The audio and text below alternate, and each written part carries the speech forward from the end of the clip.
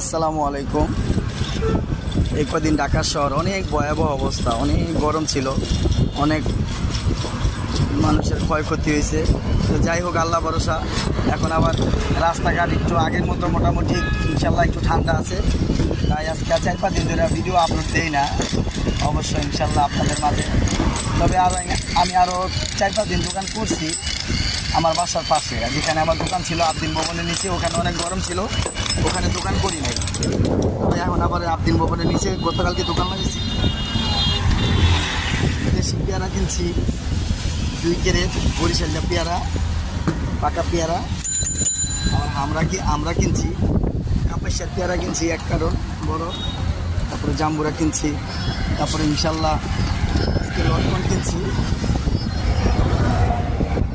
1 carat লটকন, 1 বস্তা জাম্বুরা।